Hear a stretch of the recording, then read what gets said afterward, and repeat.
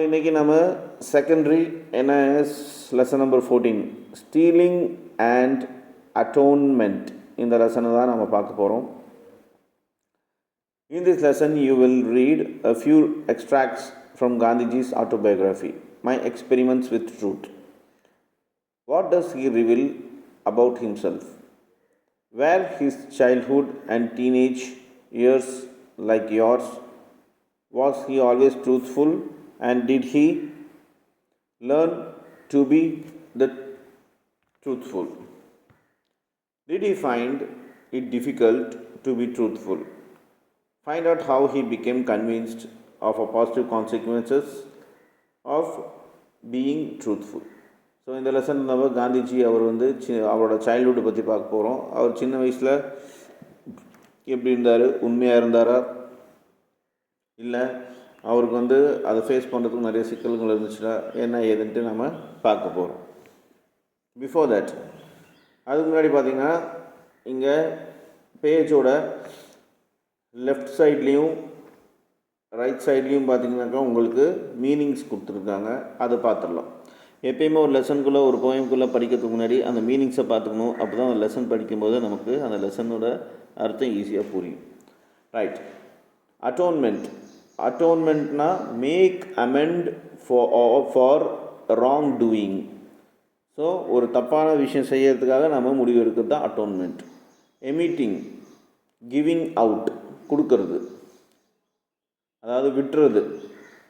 Stubbs, cigarette end. Cigarettes நீங்கள் பார்த்துருப்பீங்க, அதோட எண்டில் ஒரு ப்ரௌன் கலரில் இருக்கும், அதுதான் ஸ்டப்பும்பாங்க. இந்தியன் சிகரெட்ஸ்னால் பீடியை தான் இந்தியன் சிகரெட்னு சொல்கிறாங்க. பீடியை நீங்கள் பார்த்துருக்கலாம், இலையை மடித்து விட்டு உள்ளே டொபாக்கோ வச்சுருப்பாங்க, தட் இஸ் பீடி. கிராமத்துலலாம் குடிப்பாங்க, தட் இஸ் இந்தியன் சிகரெட். வாண்ட்னா தேவை, அதாவது டிசையர். ஷீர்னா பியூர், சுத்தமானது. ஷை அப்படின்னா ஃபியர்டு, பயப்படுறது. அல்டிமேட்லி அப்படின்னா ஃபைனலி, முடிவானது.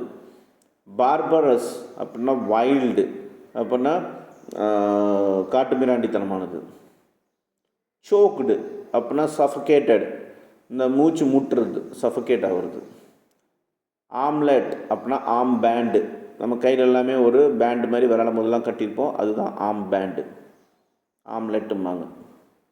ARM, arm, L E D, let, armlet. டெப்ட், something that is owed, especially மணி.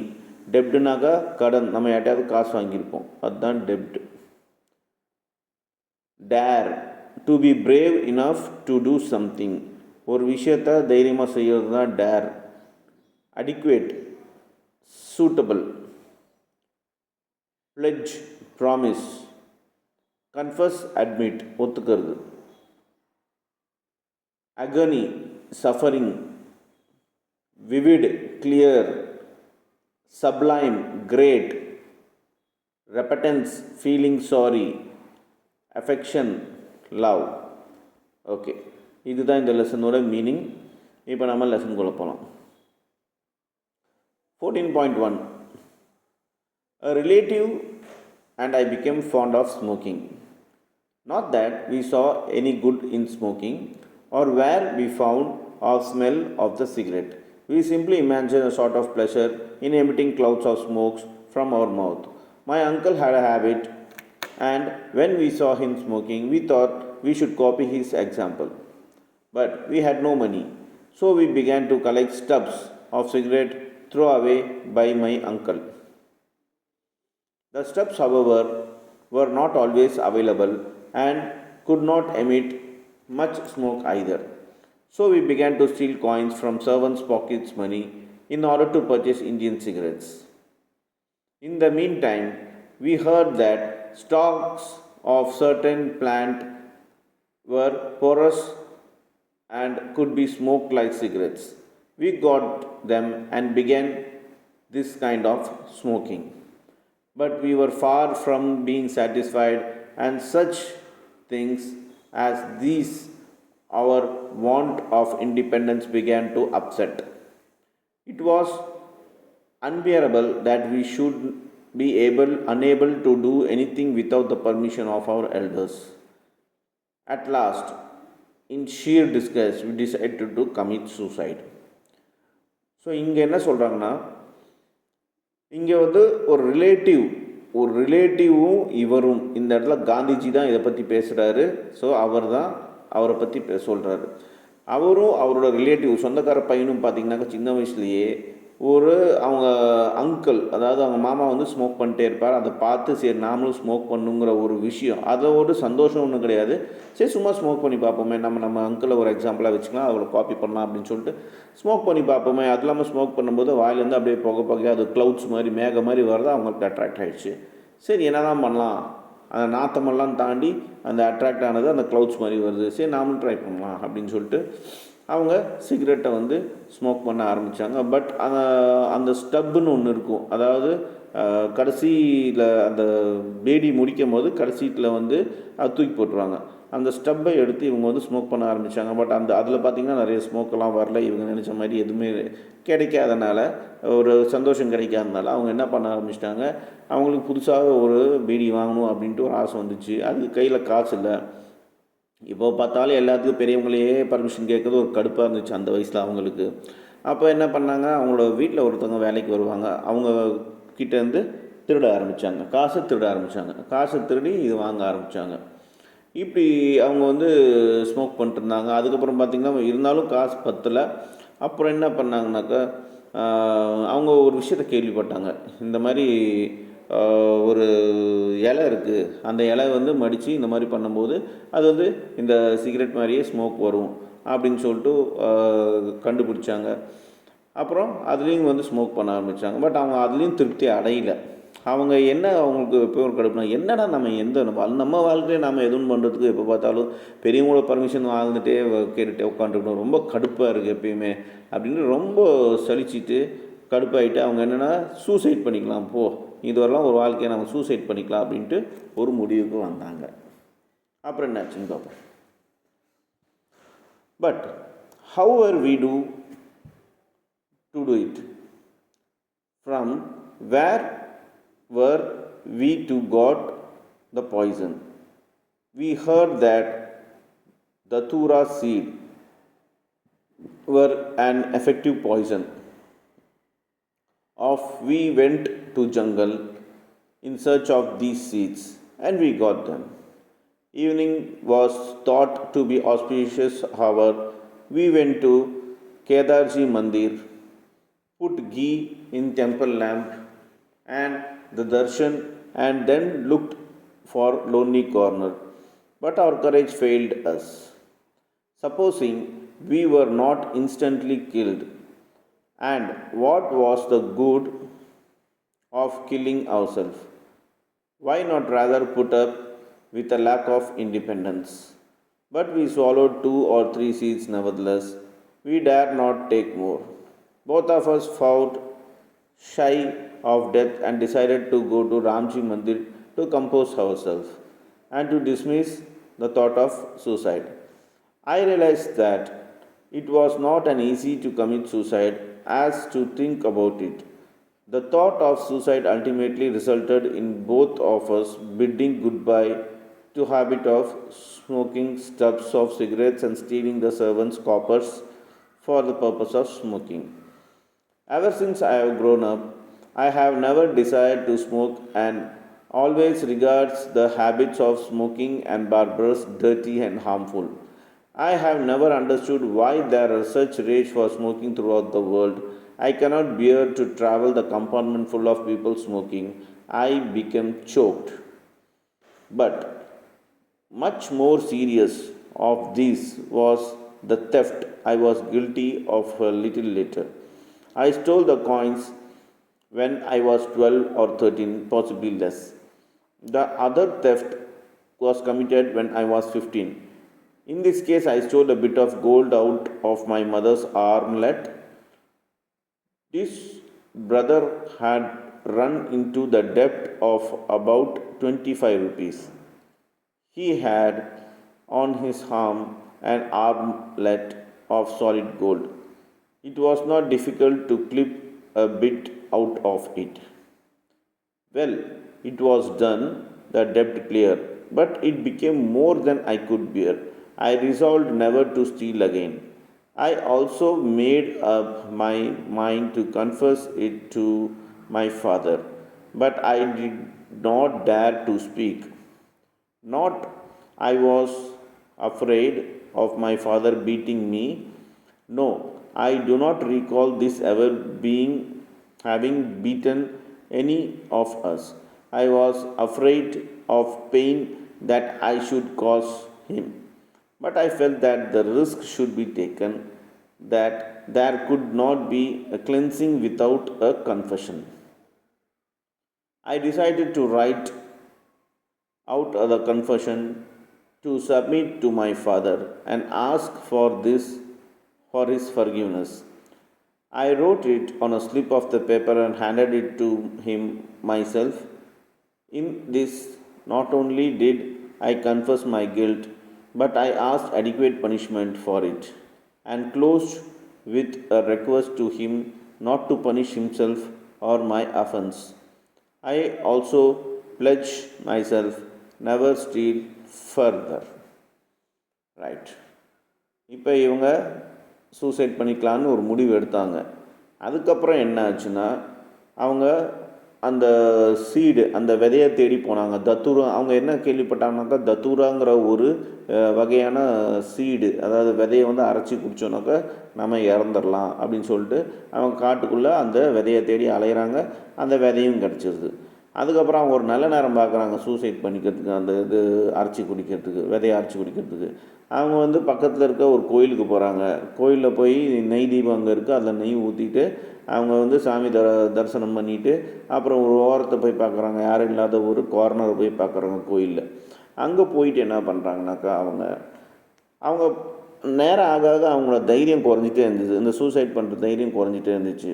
ஆனால் பட் என்ன பண்ணுறாங்கனாக்கா, சப்போஸ் அவங்களுக்கு நிறைய டவுட் இருந்துச்சு. நாம் சப்போஸ் டக்குன்னு சாவலைன்னா என்ன பண்ணுறது, நம்மளே சாவடிக்கிறது நல்ல விஷயமா, இந்த மாதிரிலாம் கேள்விகள் வர ஆரம்பிச்சிச்சு. நம்ம ஏன் இதே வாழ்க்கையில் அப்படியே இருந்துட்டு போயிடலாமேங்கிற மாதிரி விஷயங்கள்லாம் வந்துச்சு. அப்படி இருக்கும்போது அவங்க ஆளுக்கு ஒரு 2-3 விதையை வந்து முழுங்கிட்டாங்க. அதுக்கப்புறம் எடுத்துக்கிறதுக்கு அவங்க தைரியம் இல்லை. அப்புறம் அவங்க வந்து சரி ரைட்டு, நாம் சாக வேணாம் அப்படின்னு சொல்லிட்டு முடிவு எடுத்துகிட்டு மறுபடியும் கோயிலுக்கு போயிட்டு அவங்களே வந்து சுத்தப்படுத்திக்கிற மாதிரி, இனிமேல் நாங்கள் வந்து இந்த மாதிரி தப்பு பண்ண மாட்டோம், இனிமேல் திருட மாட்டோம் அப்படின்னு சொல்லிட்டு, அவங்க இனிமேல் ஸ்மோக்கெல்லாம் விட்டுருவோம், இனிமேல் திருட மாட்டோம் அப்படின்னு சொல்லிட்டு அவங்களே ஒரு கன்ஃபஸ் பண்ணுறாங்க. கன்ஃபஸ்னாக்கா தனக்கு தானே ஒரு அக்ரிமெண்ட் மாதிரி போட்டுட்டு அவங்க வந்து அடுத்த இது பார்த்துக்கிறாங்க. அப்படி இருக்கும்போது என்ன ஆகுதுன்னா, இவர் என்ன சொல்கிறேன்னா, இவர் வளர்ந்ததுக்கப்புறம் இந்த மாதிரி ஒரு விஷயம் வந்து, இந்த ஸ்மோக்கிங்கிற விஷயத்தை பற்றி ஹேபிட்டுங்கிறது இவர் பண்ணவே இல்லை. ஒன்று. இன்னொன்று, யாராவது பண்ணால், இந்த ஸ்மோக்கிங் பண்ணால் கூட இவருக்கு ரொம்ப இரிட்டேட் ஆகும். என்ன ஆகும்னாக்கா, ஏதாவது கம்பார்ட்மெண்ட்டில் யாராவது பக்கத்தில் ஸ்மோக் பண்ணால் கூட இவருக்கு வந்து உமட்டுற மாதிரி, அது சஃபகேட் ஆகிற மாதிரி எல்லாம் ஆகும் அப்படின்னு சொல்கிறாரு. எப்படியோ ஒரு வகையாக வந்து இந்த ஸ்மோக் ஏன் பண்ணுறாங்க இந்த உலகத்தில், அது ஒரு டர்ட்டியான விஷயம், அது வந்து ஹார்ம்ஃபுல்லான விஷயம், தெரிஞ்சுக்கிட்டே ஏன் எல்லோரும் பண்ணுறாங்க அப்படிங்கிற ஒரு வருத்தமும் இவருக்கு இருந்துச்சு. அப்படி இருக்கும்போது என்ன ஆகுதுன்னா, இவருக்கு எல்லாம் ஓகே, இவர் ஸ்மோக்கிங் விட்டுட்டார், எல்லாம் பண்ணிட்டார். பட் ஒரு விஷயம் வந்து இவரால் ஜீர்ணிக்க முடியல. என்னன்னாக்கா, திருடின விஷயம். இவர் ஒரு 12 வயசுக்குள்ளே இருக்கும்போதே திருடிட்டார். அந்த சர்வெண்ட்டோட காப்பர் காயினை திருடினார். அது மட்டும் இல்லாமல் 5 வயசு இருக்கும்போது இவங்க அண்ணனோட ஒரு கடன் தீர்க்கறதுக்காக, 25 ரூபா கடன் தீர்க்கறதுக்காக அவங்க அம்மா கையில் இருந்த ஒரு சின்ன கோல்டு வளையலில் இருந்த ஒரு சின்ன பீஸு கோல்டு எடுத்து அந்த கடனை அடிச்சிட்டாரு. ஆனால் இருந்தாலும் இவர் மனசில் ஒரு பெரிய பாரமாயிடுச்சு, திருடிட்டோம் அப்படின்ட்டு. அதை மட்டும் இவரால் மன்னிக்கவே முடியல. ஸோ அதுக்கு அவர் என்ன பண்ணாருனாக்கா, ரைட்டு, நாமளே தண்டிக்கணும் அப்படின்னு சொல்லிட்டு அவர் என்ன பண்ணாருன்னா, அவங்க அப்பா கிட்ட இதை வந்து சொல்லிடலான்ட்டு ஒரு சின்ன பேப்பரில் எழுதி, இந்த மாதிரிப்பா நான் இந்த மாதிரி ஒரு விஷயம் பண்ணேன், அது வந்து எனக்கு ரொம்ப மனசு உறுத்திட்டு இருக்குது, நான் பண்ணது தப்பு, இனிமேல் நான் லைஃப் லாங்காக பண்ண மாட்டேன், நீங்கள் என்னை தண்டிக்கலாம் தண்டிச்சுக்கோ, ஆனால் இதை நினச்சி நீங்கள் வருத்தப்படாதீங்க, நான் இப்படி பண்ணிட்டேன்ட்டு அப்படின்னு சொல்லிட்டு ஒரு கன்ஃபெஷன் லெட்டர் எழுதுறாரு. அவர் சுத்தப்படுத்திக்கிறதுக்காக கன்ஃபெஷன் லெட்டர் மாதிரி அவங்க அப்பாவுக்கு எழுதுறாரு. அந்த இது வந்து அவங்க அப்பா கிட்ட கொடுத்துட்றாரு. என்ன நீங்கள் என்ன பனிஷ்மெண்ட் கொடுக்கணுமோ கொடுத்துக்கோங்க, ஆனால் நீங்கள் வருத்தப்படாதீங்க, நான் இந்த மாதிரி பண்ணிட்டேன்னு நீங்கள் வருத்தப்படாதீங்க, அந்த மாதிரி ஒரு அக்கறையோட இவர் எழுதி கொடுக்குறாரு. அதுக்கப்புறம் என்ன ஆச்சுன்னு பார்ப்போம். It was terrible as I handed the confession to my father. He was then confined to bed. His bed was a plain wooden plank. I handed him the note and sat opposite to the plank.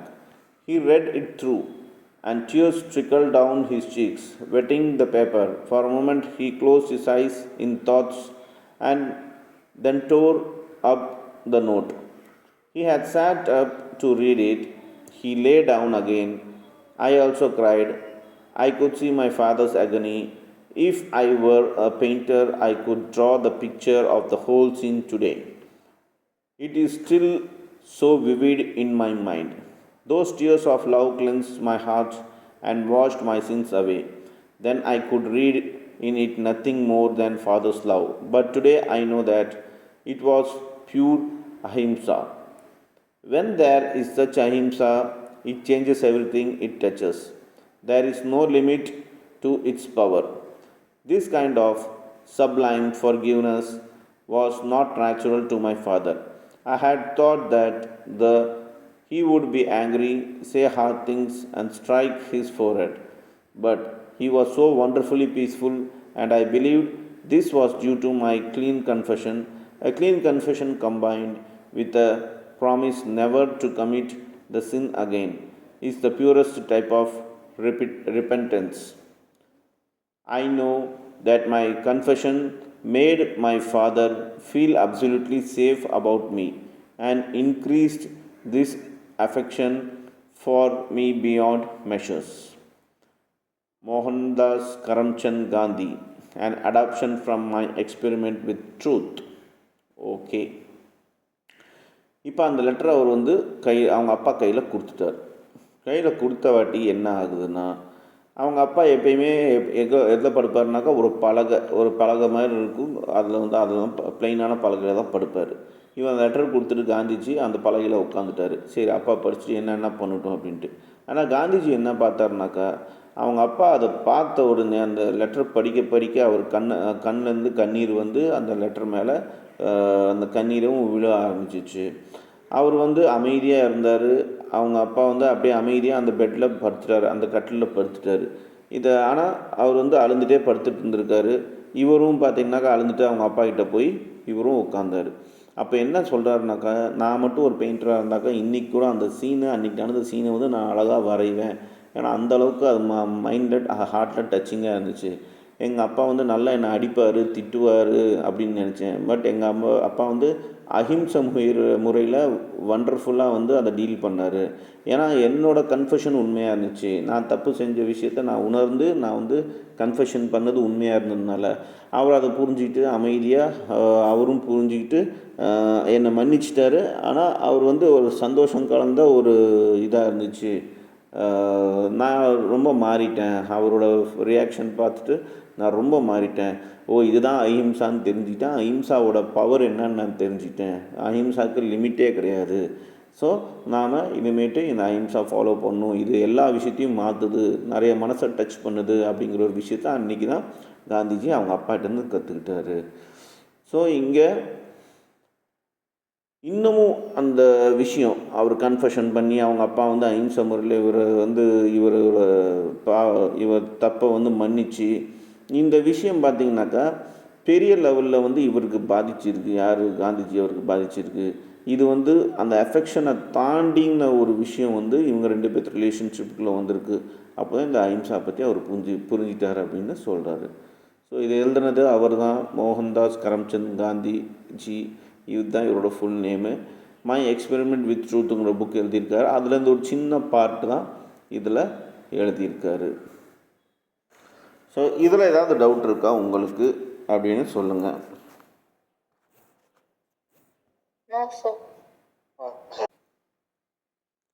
14.2 10th English. Let us understand the text. இப்போ டெக்ஸ்ட்டை பற்றி நம்ம ஒவ்வொரு பேராகிராஃபாக பார்த்து புரிஞ்சுக்க போகிறோம். a relative and I அதுலேருந்து I become choked அது வரைக்கும் அந்த பேராகிராஃபில் என்ன சொல்கிறாங்கன்னா this section tells how and why Gandhiji tried to imitate a family member. We often imitate people we admire. Copying hairstyles, way of dressing, manner of speaking, or habits of film star, public figures, and or friends and relatives is quite common. But have you ever thought whether the person you are imitating are suitable role model? When Gandhiji was about 12, he has his relative imitated an uncle who smoked. They thought it would be fun to blow out clouds of smoke. They picked up cigarette stubs and stole money from servant so that they could buy cigarettes. Like all teenagers, they wanted independence.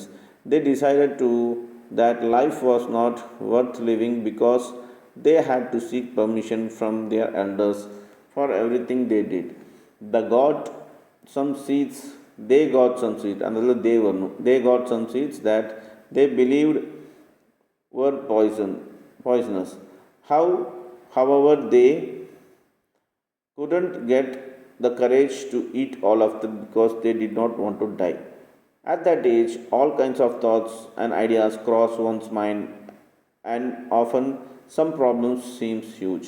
But don't you think there are better ways of solving problems than suicide?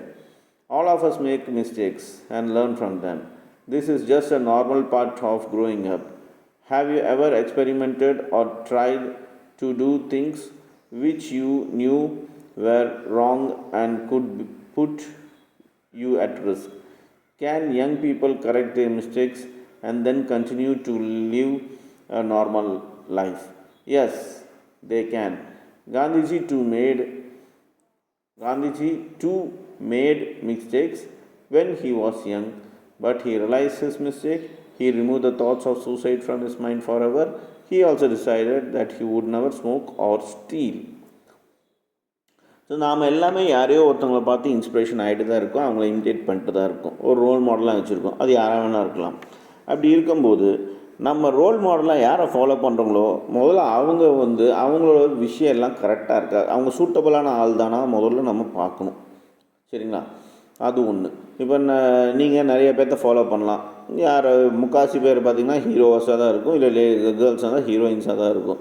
அப்படி இருக்கும்போது அவங்கள follow பண்ணும்போது நம்ம கரெக்டான ஆளை தான் follow பண்ணுறோமா அப்படிங்கிற ஒரு விஷயத்த நம்ம யோசிக்கணும். ஏன்னா நம்ம அவங்களோட ஹேர் ஸ்டைலு, ட்ரெஸ்ஸிங்ஸு, அவங்களோட மேனரிசம் இது எல்லாத்தையும் ஃபாலோ பண்ணுவோம். நமக்கே தெரியாமல் அது உள்ளுக்குள்ளே வந்துடும். ஏன்னா அவங்கள அவ்வளோ பிடிச்சி போயிடும். ஸ்க்ரீனில் அவங்கள பார்க்கும்போது அவ்வளோ நல்லவங்களாக தெரிவாங்க, அவ்வளோ இதாக இருக்கும். பட் உண்மையிலே நமக்கு ஏற்ற ஆள் தானே நம்ம அவங்கள ஃபாலோ பண்ணுறோன்னாக்கா அதில் பெரிய விஷயம் இருக்குது. நம்ம லைஃபையே அவங்களுக்காக நம்ம சாக்ரிஃபைஸ் பண்ணுறோன்னு அர்த்தம். ஸோ அப்படி இருக்கும்போது நமக்கு பேர் கெட வாய்ப்பு இருக்குது. அவங்க பண்ணுற செயலை நம்ம ஃபாலோ பண்ணும்போது இந்த மாதிரி விஷயம்லாம் நம்ம யோசித்து பண்ணணும் ஒன்று சொல்கிறாங்க. ரோல் மாடல் கரெக்டாக செலக்ட் பண்ணணும் ஒன்று. இது எல்லா டீனேஜர்ஸ்க்கும் வர ஒரு நினப்பு தான் இவருக்கும் வந்திருக்கு. என்னன்னாக்கா இண்டிபெண்ட்டாக வாழணும். இந்த பெரியவங்கள்ட்டலாம் பர்மிஷன் கேட்குறது அதெல்லாமே யாருக்கும் பிடிக்காது. அது சின்ன வயசில் அது இவங்களுக்கும் வந்திருக்கு. அதனால தான் பார்த்திங்கனாக்கா திருட ஆரம்பித்தாங்க, இந்த சிகரெட் ஸ்மோக் பண்ண ஆரம்பித்தாங்க, இந்த மாதிரி விஷயங்கள்லாம் நடந்துச்சு அப்படின்னு சொல்கிறாரு. அதுக்கப்புறம் இவங்க சூசைட் பண்ணுறதுக்கு ட்ரை பண்ணாங்க. பட் சாகிறதுக்கு மனசு இல்லாதனால இவங்களே மாற்றிக்கிட்டாங்க. அந்த சிகரெட் ஸ்மோக் பண்ணுற விஷயத்த விட்டுட்டாங்க, திருடுற விஷயத்த விட்டுட்டு இவங்க திருந்தி வாழ ஆரம்பித்தாங்க. ஸோ இந்த மாதிரி இவங்க இவங்களோட டீனேஜை ஒரு எக்ஸ்பெரிமெண்ட் மாதிரி பண்ணியிருக்காங்க. ஸோ காந்திஜி பார்த்திங்கனாக்கா அவர் செஞ்ச தவறுகள் திருந்திட்டார். அப்புறம் வாழ்க்கை முழுசாகவே அவர் ஸ்மோக்கும் பண்ணல, சூசைடு அட்டம்ப்டோட நினப்பும் அவருக்கு வர கிடையாது, அதோட அவர் திருடவும் கிடையாது. அதுக்கும் மேலும் பார்த்திங்கனாக்கா அவர் அஹிம்சையை ஃபாலோ பண்ண ஆரம்பித்தார். ஸோ இது ஒரு இன்சிடெண்ட்னால இது ஒரு எக்ஸ்பெரிமெண்ட்டாக லைஃப்பில் இவருக்கு இருந்திருக்கு அப்படின்னு சொல்கிறாங்க.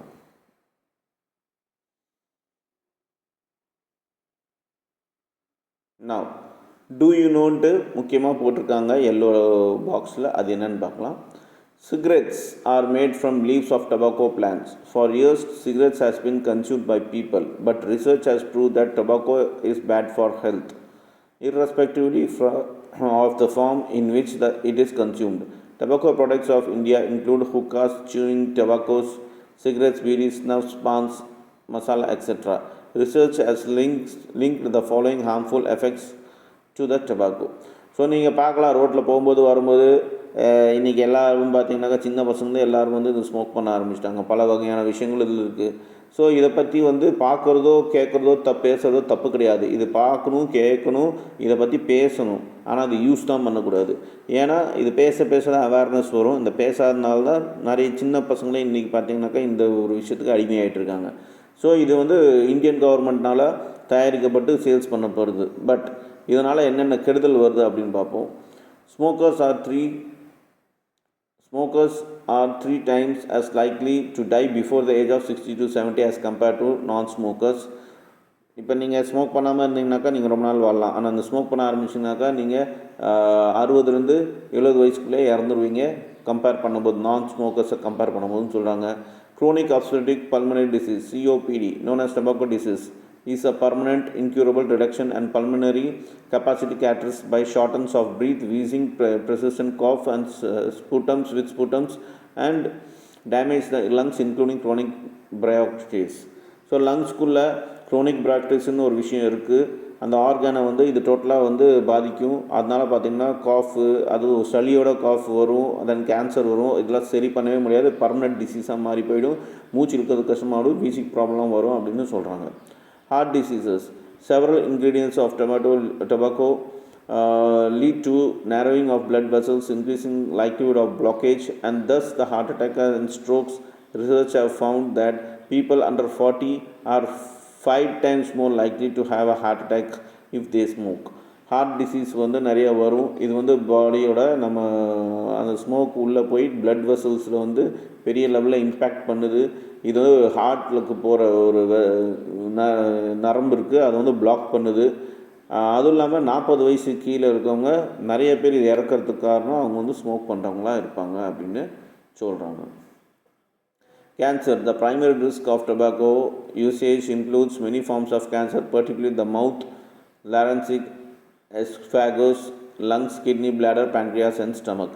ஸோ கேன்சர் நிறையா வரும் இந்த டொபாக்கோ, இந்த சிகரெட்ஸ்லாம் ஸ்மோக் பண்ணுறதுனால. Kidney, lungs, bladders, pancreas, stomachs இதெல்லாமே பாதிக்கும்னு சொல்கிறாங்க. Kidney disease. Smokers are at the significant increase of risk of chronic kidney disease than non smokers. So ஸ்மோக்கர்ஸ்க்கு நிறைய கிட்னி டிசீஸ் வரும் கம்பேரிங் டு ஸ்மோக் பண்ணாதவங்கள. Tooth loss. The tooth loss has been shown to be 2 to 3 times higher in the smoker than in non-smoker. So பல்லு வந்து விழுவும் நிறையா இந்த smoke பண்ணுறவங்களுக்கு. Reproductive health. Cigarette smoking affect the fertility of women and men, sexual functions in men, pregnant women health and the unborn child. Okay, இது என்ன சொல்கிறாங்கனாக்கா குழந்தை வந்து பெற்றுக்க முடியாது. ஆணாக இருந்தாலும் பெண்ணாக இருந்தாலும் ஸ்மோக்கிங் பண்ணாங்கனாக்கா குழந்தைய பெற்றுக்க முடியாது. இது பேசிவ் ஸ்மோக்கிங்காக இருந்தாலும் சரி. பேசிவ் ஸ்மோக்கிங்னாக்கா உங்களுக்கு ஸ்மோக்கிங் ஹேபிட் இருக்காது. பட் ஸ்மோக் பண்ணுறவங்களோட ஸ்மோக்கை நீங்கள் வந்து அவங்க வெளியே விடுற ஸ்மோக் வந்து நாம் சுவாசிச்சோனாக்கா அது பேர் பேசிவ் ஸ்மோக்கிங். அது இன்னும் ஆபத்து. ஸ்மோக் பண்ணுறவங்களோட பேசிவ் ஸ்மோக்கிங் பண்ணுறவங்க தான் ஆபத்தே அதிகம். ஸோ அதனால் ஸ்மோக் பண்ணுறவங்க பக்கத்துலேயும் நிற்காதீங்க. கர்ச்சீஃபோ இல்லை மாஸ்க்கோ போட்டு மூடிக்கோங்க மூக்கை. Nearly 6 to 9 lakh people die every year due to disease. 6 to 9 lakh people die every year in India due to disease related to tobacco. According to National Family Health Survey, tobacco use is more prevalent in rural areas than the urban areas, both men and women. 35% of the rural men age group 15 to 49 smoke cigarettes or bidis compared to 29% of urban men. What is government doing to discouraging smoke? So என்ன சொல்கிறாங்கனாக்கா 8 லட்சம் பேர் ஒரு வருஷத்துக்கு பார்த்திங்கன்னா இந்தியாவில் இந்த டிசீஸ்னால் பாதிக்கப்படுறாங்க. இதில் வந்து ஆண்களும் பெண்களும் இந்த யூஸ் பண்ணுறாங்க. இதில் பார்த்திங்கனாக்கா 15-49 வயசு பசங்களோ ஆளுங்களோ பார்த்திங்கனாக்கா சிகரெட் பீடி வந்து ரூரல் சைடில் வந்து ரொம்ப அதிகமாக யூஸ் பண்ணுறாங்க. 29% மென் பார்த்திங்கனாக்கா அர்பன் சைடில் யூஸ் பண்ணுறாங்க. கவர்மெண்ட் என்ன பண்ணுது இதை வந்து குறைக்கிறதுக்கு, இந்த பழக்கத்தை குறைக்கிறதுக்கு அப்படின்னா ஹெவி டேக்ஸ் போடுறாங்க. சிகரெட் வந்து பப்ளிக்கில் ஸ்மோக் பண்ணுறவங்கள பேன் பண்ணுறாங்க. சிகரெட்டு இது சேல் வந்து மைனர்ஸ்க்கு பண்ணக்கூடாதுன்ட்டு சட்டம் போட்டிருக்காங்க. அந்த சிகரெட் பேக்கெட்டில் வந்து வார்னிங் போட்டிருக்காங்க. இதெல்லாம் போட்டிருக்காங்க, விற்கிறது இவங்க தான், அது வேறு விஷயம். ஸோ இந்த மாதிரி எல்லாமே ஒரு ஸ்டெப்ஸ் எடுத்திருக்காங்க அப்படின்னு சொல்கிறாங்க கவர்மெண்ட்டு. ஸோ இந்த செஷனில் இவ்வளோ தான். அடுத்த செஷனில் நம்ம அடுத்தது நம்ம பார்ப்போம். ஓகேங்களா? பாய். Yes, sir. Thank you.